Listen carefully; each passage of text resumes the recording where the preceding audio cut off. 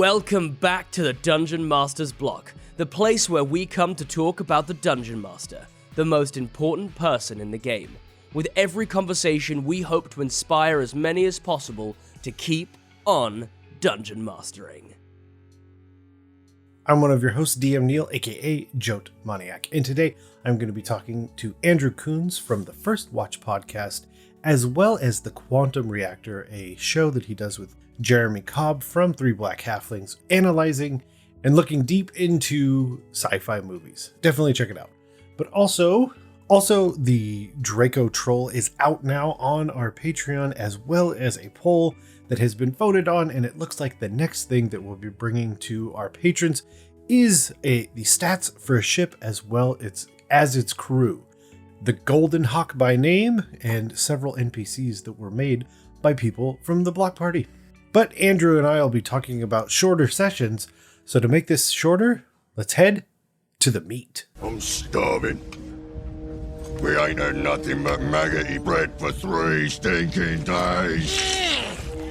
Why can't we have some meats? Looks like meat's back on the menu, boys. So today on the meat, we have another special guest because all of them are special to me. And today we have Andrew Coons, who is, let me make sure I get this right, the DM and showrunner of The First Watch, which I'm dead set we'll hear more about that. But Andrew, thanks for coming on. Thank you so much for having me. I'm super excited to be here. As we were chatting before we started recording, it's awesome to see, the longevity of your show, and congrats on it. It's having that much of a long life in this industry is it's impressive. I think the more impressive thing when I hear about it is someone that says, I have recently found you and I have listened to every episode, and I am just like, wow. Yep. Good for you. That's so great. But also, I don't know. Are you okay? Yeah. Well, and most of the time, it's typically someone that has a like factory job or industry job where they're putting in time. Like, a long commute. Friends, something like that. I have a few friends who constantly ask me about audiobooks because they drive a tractor like 10 hours a day. Oh, yeah. But speaking of, maybe that's what you do, and we'll find out right now, because is there anything you can tell us about yourself that you think our listeners would be interested in? Oh, gosh, that listeners would be interested in. I'm not super sure. But yeah, I'm Andrew. I run a program called The First Watch. We're a ttrpg actual play, as well as a spin-off podcast that's more role-play focused, a little less gameplay. We've been around since 2018, done a couple different campaigns, a whole bunch of one-shots, miniseries, things like that. I do a lot of things on the side. Professionally, I'm a filmmaker, and then also I do some poetry. I do a lot of collecting. I'm a dad, which is obviously the best part of my day every day. And yeah, I'm just a big old geek since I was a kid. And D&D really just kind of, and TTRPG shows kind of became the way of kind of realizing a lot of those crazy adventures I had in my head when I was a kid and putting them out there. Can confirm, listeners, full-fledged geek. I can see behind him and can confirm many fandoms are being represented by the shelves. We are not discriminatory against any fandoms. They're all welcome on the shelf. All right. So the other thing is there anything that you're currently working on? And then always that I put the caveat that you can tell us. Yeah, absolutely. Well, we're in the middle of our second campaign, which before this campaign, all of our shows had been very kind of like tight, like almost miniseries style. This is our first open-ended campaign. So we've got a killer cast with just an amazing diverse group of performers and players and people of all walks of life that bring a lot to the game. And so we're, at the time of recording this, we're about 15 released episodes into that, so not too far to catch up, and would love to see you over on our campaign too. Awesome. Yeah, well, as always, and I'll point to it because it makes me feel better. It's like I'm watching myself on YouTube. But if you go down to the show notes, you'll definitely be able to click through and go there. Okay, I have an interesting question. So our surprise question, usually it's something that I come up with, and I only have several minutes to figure out what would be something that I could tailor to you. What do you feel like was the first fandom that you joined? Oh, gosh.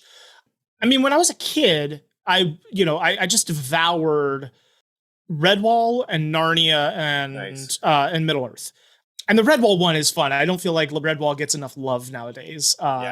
Now that the great Brian Jacques has passed on and there aren't new books coming out. But that was a big one for me. And so, yeah, just like reading fantasy novels was a huge thing.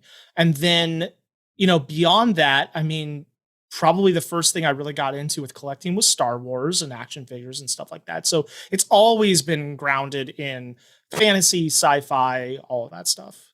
So I was trying to think of, but obviously I now need to answer the question that I have asked. Absolutely. And I think about the joys of being what is affectionately described as an elder millennial. Joining a fandom is difficult in those times because like the best and worst thing about the internet is that it connects people. Mm-hmm. I'll just leave that there and you can figure out what that means on a personal level. But so for me, the one that I realized like I became a true fan of, because to this day, I don't know why I did it, but I woke up early every day to watch the new episode of Beast Wars.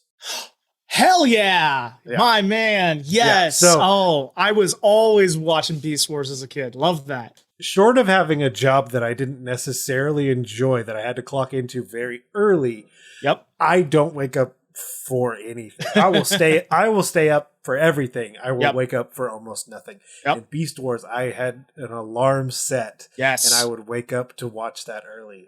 So yeah, that is by far and away the one that I know that I'm into, because I've actually watched the like Japanese anime spin-off that was trying to fill the gap between the seasons. Yeah. So yeah, all in on Beast Wars as my first. Yeah, we found a download of all 3 seasons. I think it's 3 seasons, and my son recently watched them all, and that was fun to go revisit to realize just how janky the animation was. The budget and escalation between the first season and the third is a sight to behold.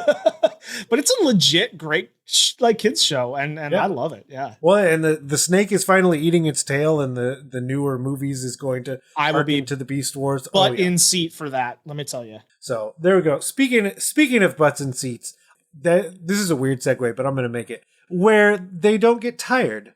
We're going to talk about shorter RPG sessions for our main beat of the topic, and I was very excited when you brought it up mainly because it's not on the list of things that I was like, oh, do you want to talk about these things? You brought it to the proverbial table. And as you've stated, one of the things about being such a long-running podcast, and listeners will know that one of our go-to questions now is, why is that a topic that you felt was something that you wanted to discuss? Well, like, kind of what's your passion behind it? Because then we can kind of figure out where to go from there. For sure. I mean, I got into D&D recently, in the last 5 years, the way a lot of people did. I saw Critical Role and got sucked into that, and I love it. It's a great show. It's not the end all be all of D&D shows or TTRPG shows, but I love it for what it is. And we were inspired by that. We started our home game, all this stuff, and I think there was just this expectation of like, that's how Dungeons and Dragons or other TTRPGs is played. You play it for 4 hours or more at a time. And that's great. But when you then decide to start recording and you realize that means if you're not live streaming, which we're pre-recording, that you then have to edit a 4-hour episode, you very quickly go, maybe it can be a little shorter. Maybe I can break it. I'm going to sprinkle on some very fun context for that as just an outside observer. So I was in for Critical Role very early on. It happened to cross my radar, and I watched every episode of season 1. And then I had kids and things started happening and I couldn't commit to it. So I was like, oh, maybe I'll listen to the podcast. Just so we're all clear, Critical Role also with the money and funds and people that they know and things that they have also doesn't edit 4 hours very much. Right. They're just like, yeah, it is what it is. It's 4 hours long. Here, please listen. And that's a style to go for, right? It's very unfiltered. It's, it was live streamed for the longest time. And a lot of shows are like that. So when we sat down to start doing our show, I was not at that moment familiar with Dimension 20. And so I had this idea of pre-recording and doing multi-camera edits and cutting into miniatures and stuff like that. And then I found Dimension 20 and I was like, oh, well, how cool is this? This is a better version of kind of this idea that I had. They're already doing it. I have now something to draw inspiration from. And even those are, 2-hour episodes, I think, or whatnot. So I just got more and more kind of like obsessed with what is theoretically like the shortest amount of time you can run a full D&D session in. And we'll talk about more of this later, but there are a lot of factors that go into making that work. but it's a fun exercise. It's a fun improv exercise. I run games that are both an hour long and 4 hours long. Like there's no right or wrong way. It's all about just being a different experience. But it is a unique thing, specifically as a DM, to run something tight, and it's a lot of fun to do. Yeah, well, let's jump in. So one of the things you've kind of alluded to is definitely the pros and cons of switching from your 4+ hour, which is so interesting because it's like you said, Critical Role kind of has shaped the conversation to say Yes. 4 hours. It just so happens like that's kind of where my sweet spot is in my home game. But at the same time, I remember the days of days where we would travel to a friend's house, and there were a couple weekends I may not have left that house, which is very funny because like I was in San Jose, so I'm like in the Bay Area, so many things to see, so many places I could go, and I didn't. I just was in this tiny whole house in a tiny room playing D&D for days on end. So, but changing the conversation is kind of what are the pros and cons of reducing that 4, and kind of our range that we'll talk is maybe like 1 to 2 hours instead. Yeah, and I think my sweet spot is about 3-hour games for a home game. That's about what I can do before I start to maybe feel a little fatigue. Not that we haven't pushed that, and it's been fun. But no, pros and cons. I mean, I think that I'll start with the cons. I mean, like, when you run a tighter game, there does need to be an expectation set up front that that's what's happening, because I think the game will influence player decisions and player urgency and whatnot. I mean, if you have an hour to 2 hours to play, you're going to spend less time hemming and hawing about, should I get the Ring of Fire protection or should I get the the Periap of Health, or whatnot. Hey, we got to go, and move on to the next thing. So it changes the game a little bit that way, and I think it's just it's a little bit of a con, but like it doesn't have to be as long as you set that expectation with your players.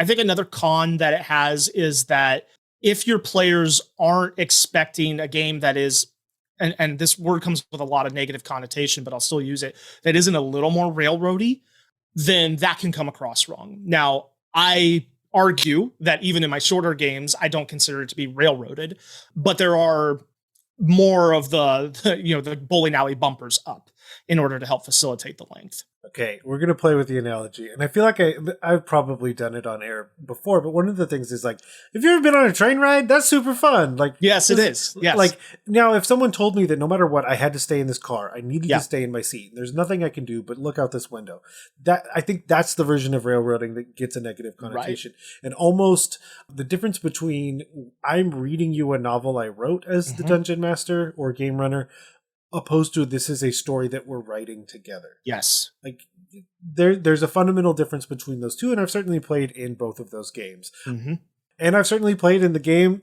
where the person running it is like, this is your story to write, and I have no compunction of what I will or won't do about that. And those two ends are pretty hard. I think that there's a lot of sweet spot in the middle where it's like, these rails are here, but that's not to say you can't switch tracks.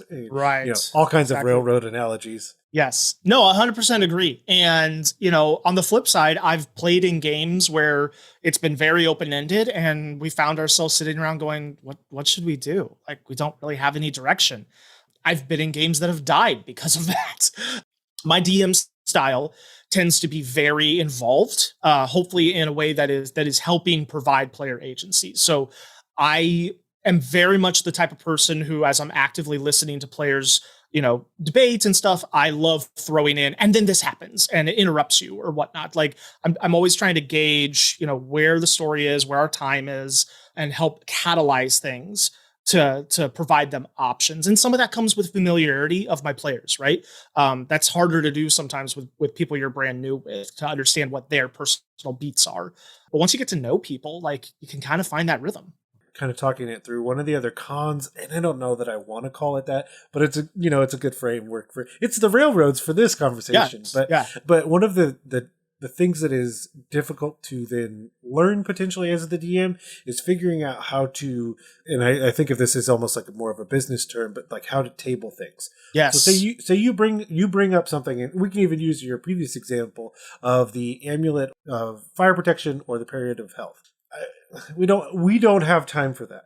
And I can say we can table that. I'm willing to, you almost have to let go of certain things. I'm almost more willing to let you decide in the moment which of those becomes more helpful as the session goes along, or just completely disregard it until after the session, rather than taking any more time during this shorter session to discuss it. Because it could be like a red dragon comes out in the next 5 minutes, and you and I both have figured out exactly which item you'd like in this moment, and then there's no more talk about it, because now I know we're done. Or, like I said, neither come up, and we decide offline later afterwards which one you think you should have. And this is probably, in my opinion, the biggest con of shorter games, is that there is less time for meandering exploration of figuring of enjoying that experience of meeting every NPC, of going shopping at every store, of every little thing that's described, being able to pull that thread and does that lead to someplace cool? Is there a goblin burrow over there, etc. That's a super fun part of these games, is just kind of the wandering around and figuring things out. And again, I come back to player and DM expectations, like setting that up at the beginning and saying, look, you can do that stuff. I'm not going to stop you from heading that direction. Just know, that there will be real world happening behind you. And if there's an obvious mission that our group is trying to do, the deviating from that path for too long might lead to some tougher consequences down the road. There's two very different ways to play Skyrim. Yes. Yeah. Skyrim's a great example of it. I know which way I play. I basically interact with the world of Skyrim like I'm an NPC. It's just what speaks to me in that particular game. For some reason, the main quest, even going all the way back to Oblivion, the main quests just don't speak to me. I just wander the world, see what comes my way. And then eventually I'm just a really high level NPC who can't complete the main quest because it also leveled up with me and I die every time I try. So. But there are a lot of pros to running short games as well. Oh, yeah. And I think for me, the biggest pro is when we talk about, hey, we're writing a story together. Shorter games, to me, I like to change that analogy a little bit and say we're making a film together. We're making a cinematic experience together. And when you have a shorter game that has got some beats that we're going to hit, and we're going to hit them at a good pace, and people are making decisions with maybe a little more urgency, in an hour and a half to 2 hours, you can walk away going, dang, it's like we just wrote the best, hour of television that you could have seen from Game of Thrones or anything out there. And it's a very intense and visceral experience. And it also starts to be the spaces and places you can start to slot in like a 1 hour or 1.5 hour game just skyrocket. Because if you think, do you work in a place where you can take a little bit longer of a lunch and now you can start to fit in a weekly, bi-weekly game? Yep. Is it that you have an after school program that you're joining or running? Yep. Is it that you're running for honing these skills start to allow you to DM in a lot of different spaces and places. Yeah. You and I talked about, having kids that are roughly 6 and 9. Let's be honest, 3 to 4 hours is not a good call. They can do 45 minutes to an hour. At least my kids can at a time. Yeah. And wrangling that in and having that happen. Yeah. Just the options that are afforded to you. Same with a con game. You're fitting into a 2 hour slot and then you're getting more time at that convention. Or it could just be the way that it works best for your players, having a more consistent but shorter game. Because my game is less consistent, but then that means we're probably going to go for minimum 4, if not 6 hours when we do get together. And I'm glad you bring up after school programs and kids, because I am a huge believer in TTRPGs for children. And young adults and whatnot. And, whether it's just their time because they got places to go, things to do as well, or their stamina, teaching yourself how to run shorter games, I think is a real big boon, because you're going to open up the amount of people you can run them for. And even especially for people who have never played before. Like I've played with my mother once, and it's the one and only time she ever played D&D, and she said, "Oh, that was fun," and then she never wanted to do it again. But we played for an hour, right? And it's like that worked for that situation. And so I think in a lot of ways, you can make it more accessible by having at least a couple short games in your back pocket.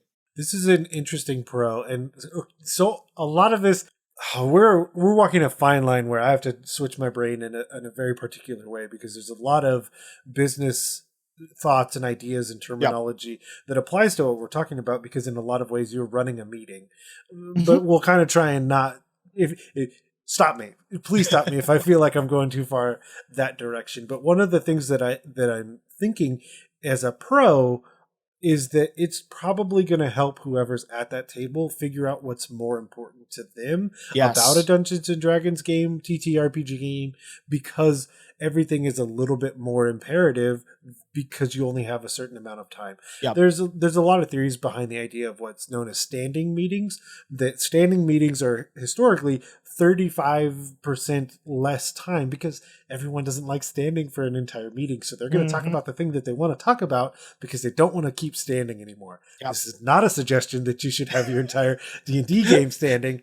Unless it is. Unless it is. Could be interesting. Yep. Yeah. But the idea that me as the person running, the most important things are the things that I'm going to bring to that table, or at least the most important thing I think needs to happen for each individual session. Like, I'm going to pare it down because I know I don't have time to, like you said, wander off into the woods and do a goblin cave. 100%.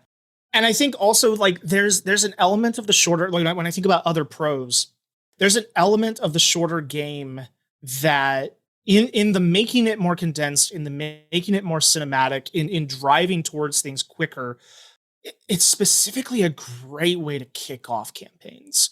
This is something I've found where, like, whether it's session 0s or session 1 and 2, even if you plan to play for 4+ hours down the road, like, I would encourage you to consider make those first couple of games shorter, build the urgency, get things off the ground quickly, and also provide them time for feedback of real quick, like, how are we feeling? Like, how, like, our, before we invest 8, 12, more hours in this, is this the direction that we're liking and that we want to go? And then maybe there's, after that first mini boss or something, there's an opportunity to breathe and kind of, lengthen the games and whatnot. So there's just lots of different ways that you can use it when you think creatively. Yeah, and I think about, like, also the idea of not just even from a story perspective, but from a character perspective. You know, if I have a player, the example, you're playing, let's say it's a druid, and you don't like it. Is it that you don't like your subclass because we're playing it, let's say, 5 levels 5 to 7? Is it that you just don't like the character class at all? Is it that you don't like your background? Is it and, like, having those quicker beats to say, okay, we got into some combat, we got into some social we tried a little bit of everything. Mm-hmm. Yeah, and it's like, well, how did you feel?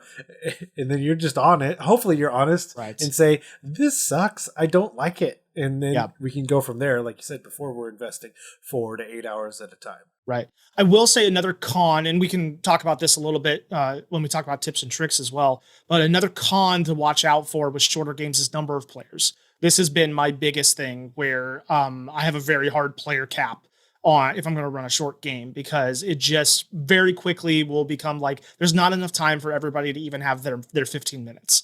And so if you are going to play with a larger group, it's not impossible to run a short game with a larger group, but in some respects, I almost want to flip the script and say, spend longer in the first couple sessions, letting everybody have a chance to settle in. And then once people have found their characters and found their beats, then maybe you can run a couple shorter games for a larger group. Yeah, that's a great point. Because I definitely have a lot of thoughts of, like, actual shorter sessions that I've ran, which typically at conventions. So let's get into some tips and tricks for running shorter ones. I can actually think about way more scenarios than I thought of shorter sessions that I've ran. Yes. But I'll let you kick it off.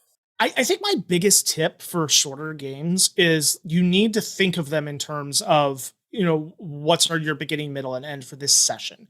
So if it's a one shot, I think that's fairly easy to do, right? There's an inciting incident, there's the journey the characters are going to go on, and then there's the final resolution, whether that's a boss battle or a puzzle or whatever it's going to be. For open-ended campaigns where it's, you're trying to run shorter sessions for that, I tend to think more in terms of character beats. And, is there maybe one new thing I want the party to get out of tonight? And then, kind of let them find their way to that, however is most natural. But it's really important to have an idea of what the story is you're trying to tell without railroading too much. And the other thing that I've learned over time is to have, like, my A, B, and C options. Like A is, look, if nothing else, this is where, what they have to accomplish in order to quote unquote finish the game. I would like for them to also have time for this side quest. And if we're really, cruising, there's a cool NPC that I'd love to throw in just for giggles.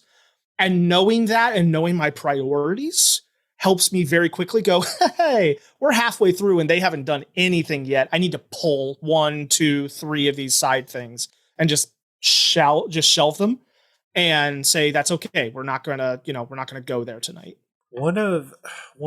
This is a tip or trick for a select few that may be listening, but if you've ever taken what is referred to as a hybrid course, be it high school or college, yep. I feel like that's a really good framework to look at this from. So, and I'm a huge proponent of hybrid these days with the advent of so much technology. Fully online, meh.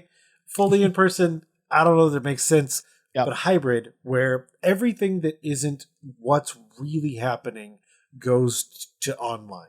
So if we're talking about leveling up, we're not going to do that at the table. If we're talking about doing a purchasing session, I'm highly unlikely that I'll do that at a table for a shorter session campaign, because that would probably take the whole session. And maybe that's okay if I'm really introducing like a NPC that would have longevity for the campaign, or you've got plot hooks that you want to be delivered, etc. Yep. Yeah, and then specific background questions that maybe someone has, I'll probably move that offline. A lot of almost the administrative paperwork side of Dungeons and Dragons, which it has, I would move that. And I've even encouraged my players to have certain discussions in between games on, just chatting on Discord in character. That's something that I've 2 players in particular in our campaign like to do. They'll hop on and kind of do a role play session and flesh some things out. Now, do I wish they would tell me what happened in those a little bit more so I was prepared for the bombshell they're ready to drop next game? Sure. But, that helps them build connections. It's fun. It helps kind of keep the game going throughout the week versus just, on Sundays. So that's another example of taking some stuff offline. Yeah. And the one that it was in one of our episodes recently, but I think it applies here, is that having some sort of retrospective that happens for let's say 2 to 5 minutes at the start of each session. Is it someone that is recounting in whatever way that they feel comfortable with, recounting the previous session? Yeah. Is it a journal entry? Is it a flashback? Is it whatever version of last time that someone kind of takes that role and switching it, or if it's you as the DM taking over that, just some version of that to help speed things along, so that a lot of time that it's a pre-prepared script in a lot of ways. That way you're not investing a lot of back and forth questions about what happened previously. Yep. No, we do that at the beginning of every one of our home and recorded games is a little recap of stuff. I want to also just, I know we're kind of talking about a mix of different things. I do want to spend a little bit of time focusing just on one-shots, because I think that these are really important. Campaigns are fantastic, but whether it's you need to take a break from a campaign, or you're getting together with a group of friends that, is only going to be able to meet the one time, or you're having somebody, try it out for the first time. They've never played a TTRPG before. Being proficient with running short one-shots is, in my opinion, one of those DM skills that, if you want to get better as a DM, this is something to practice. Some people are naturally great at this. Some people maybe need a little more practice.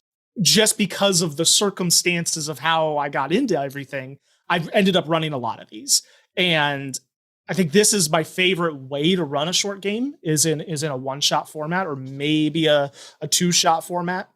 And again, I think it just comes back down to player expectations, having a strong idea of the beginning, middle, end of your story, and then when I talk about the tiers of things I can pull out, my A, B, and C of things, I also don't want to lose the fact that part of what makes this game fun are the weird, quirky interactions, the weird things you find alongside the road, that strange NPC who's just super memorable. Some of those things do become non-negotiables in my game, that look, they're going to meet this person. And if they don't go to the right shop to meet them, guess what? That person just happened to be alongside of the road now. You're not forcing anything on the party, but you are kind of making it hey, this is an important part of the story. And, I want you to have agency of how you get to this point, but you are going to get to this point. Yeah, it's interesting because it's like a really interesting trust thing. I feel like it's become for a while there was a lot of discussion. That's me being very nice around the idea of like a perfectly weighted die and like Yeah. it's true randomness. And then people are like, yeah, but who cares? Like, Right. we're all having fun. Unless we're ensuring that like no one's really just lying through their teeth about their rolls. Like just put it in the dice tray. Just Yeah. send it down the tower. Who cares if it has weird skulls inside of it? That's awesome. It's clearly not going to be balanced. Yeah. But that same concept kind of like with I feel like the railroading conversation has that as well. And I think of like because I made an LLC to produce a book before, and we called it the Quantum Ogre. And that's kind of the crux of that. Is like if I take the right path or the left path, you're gonna fight the ogre. So Yeah. you know the concept then is that the ogre exists in both paths at the same time. It's Right. the Quantum Ogre. Like okay, but did you really just want to go down the left path where there's nothing? Where there's no ogre? Yeah. Or the idea that like there's the shopkeeper then that you never meet. So now we have a quantum shopkeeper. And I do also think like we need to remember that DMs are there to play a game as well. Yep. And for me, that quirky shopkeep with the funny voice that I worked on in the shower for the last week, you know, is important to me. And I don't think that that's inappropriate. I think that that is like, look, this is how I get to have fun. I don't get a character that I get to level up and take on this hero's journey. I get to play that support role. And so, you know, I'm never upset when a DM finds a way to insert something that they find humorous, that they find exciting, because I'm going to feed off that as a player. I'm going to say, great, my DM's having fun. I'm going to have more fun that way as well. Yep. You took the words right out of my mouth because it's like, yeah, we're all bringing something to the table. It's just in a lot of ways, the thing that I would bring as the person running the game gets shown a lot more. And so then, yep, you have to have like this weird grip on it all. Just like, I'm holding it, but if I drop it, it's okay. It's okay. Yep. If you are introducing someone to something that they have never played before, it's hard, especially if nobody's played it before. You need to be, it's one of the few times where you really need to have the rules down at least in the aspects that you'll play through. Right. You need to be very confident about those rules. Yep. Or because you don't want to get hung up, or be confident enough in yourself to just make it up and figure it out later. Because I played, it's a small RPG by the McElroys, and then it was also worked on with Keith Baker and Jen Ellis. It's called the Dadlands RPG, where you're basically just, it's like a kind of like a 1 to 10 on 2 stats, and you're pulling things out of a hat, basically. Yeah. But like, I needed to know those rules inside and out to explain to this group of people that have definitely never played it before what we need to do. And the things that seem simple to those who play a lot of TTRPGs can be incredibly complex to someone who's never tried this before. Exactly. Yeah. And I think also with people who have not played before, whatever you think the simplest version of your story is, simplify it. Like, it literally doesn't have to be any more complex than this group of characters is given a quest. They have to go through the woods to the hag's house to figure out why people are disappearing. And they're going to encounter the hag, and maybe the hag is disguised as somebody else. And they're going to work through that problem of who is the bad guy. We're going to take care of the bad guy and then come back. That is the most bare bones, simplest type of story you can run. You can fill 2 hours with that real fast. Because do they get lost? Do they find them? Is there a lot of interaction with the NPC before, during, after? And yeah, there's a lot that you can do. And that can be a really, as simple as that sounds, I've run, I don't know how many games with that simple of a premise, and they're so much fun. Because this is where the randomness comes in, the roles will change the story. This is where every group will bring new character dynamics that make it really fun. And you can run that same adventure over and over again, and it's going to be different every time because simply, the first time I ran that style of an adventure, I had 2 rangers in the party. That's all it was. It was 2 people playing. They both decided to be rangers. I was like, okay, we're going to get a lot of variety in this game. But they crushed it. They used all their tracking skills and all their perception to like get through the woods and do it. If we had had a cleric and a rogue, it would have been a completely different approach to how do we solve this mystery. So that's where sometimes those smaller parties and the limitation on character choice and like character classes in a party makes for some really unique things, because we've all seen the 5-person party. We've got a cleric, we got a rogue, we got a fighter, we got a wizard, we got a barbarian. But what happens when it's just a cleric and a ranger. How do they solve problems? Because they don't have a ton of tank. They don't have a ton of, AoE or anything like that. Like it creates these little combinations, these little recipes that are super fun to play through. Yeah, and I think you started to hit on something else I was thinking is that, like, one of the tips and tricks is definitely if you already know, let's say, yes, it's a one shot, yes, it's 1 hour, making something that is more limited in its choices is totally okay. Yeah. Let's say we're deciding that it's a bard centric adventure and everyone's a bard. That's okay.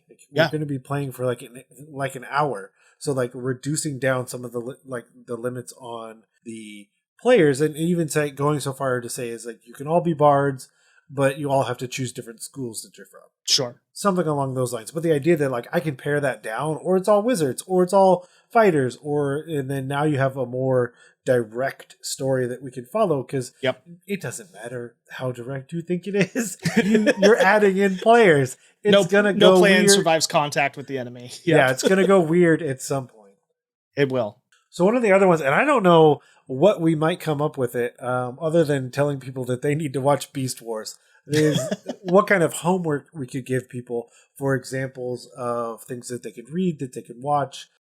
Well, I mean, I think that I recommend Dimension 20, although I'll put the caveat out there of like, I'm pretty sure their games are a lot longer than 2 hours, and then they heavily edit them down. So I don't know that they're the perfect example of, a 2-hour game, but I don't think they're a bad example of a 2-hour game. Like I've gleaned a lot from watching those shorter episodes and how they move from thing to thing and are able to get a lot of great character beats in and moments in, and still advance the story. So that's one thing to watch. I think reading shorter novels, so like reading novellas and seeing how even in a literary sense, like, okay, is it a short story or a novella or whatnot? Like, how do we get from point A to point B in a quicker manner that doesn't feel rushed? You can learn a lot from that. I'll jump in real quick. This allows me to suggest this for a second time in a short order, which means you should check out LeVar Burton Reads. It's basically him reading stories now for basically the audience that watched him on Reading Rainbow all those years ago. It's shorter science fiction, fantasy, things that he's found that he enjoys, gets approval by the author, and he reads those out loud in a span of a podcast. So these are short form stories that like are typically an hour to 2. So this is a perfect example of these, like the type of novella. So even getting inspiration from that to go find other things. LeVar Burton Reads. That's awesome. I'm going to check that out myself. Selfishly, I will plug one of my own series. We have a mini series we did called Evocations, which was backstory episodes for each of our 3 campaign 1 characters. And they are standalone. You don't need to know anything about our show or know anything about campaign 1 to enjoy these. But these were 1 hour-ish games that were a little edited down, but mostly just to get rid of rules discussions more than anything else. And each one is a different genre. So one is like a horror genre, one is like a coming of age Pixar type genre, one is a kind of epic battle type genre. And for my money, like that's my favorite series of short games I've ever run. The other really interesting thing about those is they were one-on-one games. So it was me playing with just that player, talking about their backstory. And kind of going back to tips and tricks a little bit, if you've never run a one-on-one game, please find the time to do it with a player that you love and trust. It is so much fun. It is so rewarding. It's wicked awkward at first because it's a way more eye contact than you expected to have. But once you're in it, it's so exciting. And you walk away, especially if you do like, hey, I've got a campaign. I want to spend an hour with you doing a backstory session. It just fleshes the world out for them so much more and helps you get to know them more. And so when you come back into the main campaign, it's just a deeper level of trust and deeper level of story there. I love it. The other thing I think, and I don't know that this is a good call, so we'll see. You can correct me if I'm wrong. So the idea of like watching your favorite movie and figuring out why it harkens to you in that span of time. That said, I would also kind of go back to something that you had mentioned but you need to cut some stuff off. Like, yes, you absolutely need to. Mm-hmm. Then I also think about it's Raiders of the Lost Ark. If Indiana Jones wasn't there, technically everything would have happened faster. All he did was actually slow the plot down. But we don't have to get into that. Right. Well, but I think in that same vein, maybe a more germane one for one example would be like an episode of your favorite television show. Go watch an episode of Star Trek: The Next Generation. Every single episode is a perfectly constructed one shot. And, I got a lot of inspiration from the storytelling style of 90s television and whatnot. There's a lot of good there in it, and you can learn, okay, how do I build stakes quickly? How do I, provide a little bit of mystery, but not so much that it's like no one knows where to go, things like that. Yeah, and it's interesting because you are looking for a very particular brand of show when you do that kind of thing. Because I was recently guested on a Gargoyles podcast. Mm-hmm. That's not the show for that, because that show is extremely episodic. It's jumping back like 2 different time periods, 1,000 years apart. It's nuanced. It's storied. And that's not what we're talking about. It's the one where it's like, this problem is going to be introduced and solved in the next 22 minutes. Monster of the Week type shows, Supernatural, Star Trek, anything like that. That's kind of, Adventure of the Week is a great place to start. So definitely. So the most important question that I have, though, is where can people go on the old internet to find all of the things that you're doing? Well, our home base is our YouTube channel, so you can find us there, YouTube/ The First Watch Show. And we're on Twitter and Instagram as well under @FirstWatchShow. You can also find us on podcast channels, and I will also plug our spin-off podcast, which is its own separate channel, so it's not in the line with everything else, but it's called The Inn at the Edge of Greenwood. It is 30 to 50-minute episodes, and they are pure role play. There's no dice involved. But the concept is that a character from another show or another world or another game visits our inn. They interact with the innkeeper, me, and tell a story of their adventures. So it's a really kind of calm, cozy type podcast where it's like interview style, but in character all the way through. I will throw my hat. If you need a person to come do that, you just say I would love to have you on. Yes. All right, we will figure that out. See, and this is the kind of thing that in a shorter game, we're going to figure this out offline. Exactly. Look at us. We're just giving you examples left and right. But with that, like, as with everything else, that'll all be in the show notes. But Andrew, thank you for coming on and telling us all of the information you have. Well, thanks for having me, Neal. This was a lot of fun. And everybody go run yourself a short game. Just want to thank Andrew again for coming on, spending some time with us, talking about shorter sessions and some of the tips, tricks, pros, cons, and anything else that we could come up with. If you enjoyed this, you too can leave a short review on Apple Podcasts or your podcatcher of choice. Any rating and review is always a helpful thing. And of course, if you want to follow us on Twitter or Facebook, you can look up Dungeon Masters Block or @DMS_block. And of course, the Dungeon Masters Block is a proud member of the Block Party Podcast Network, where you can check out other shows, Detentions and Dragons, Dungeons and Dragons and Daughters, and more. As always, thank you for listening to the Dungeon Masters Block, the place where we come to talk about the Dungeon Master, the most important person in the game, the only person capable of playing God, killing characters, and lowering the ego of everyone else at the table. I'm DM Neal. Good night, good luck, and keep on dungeon mastering.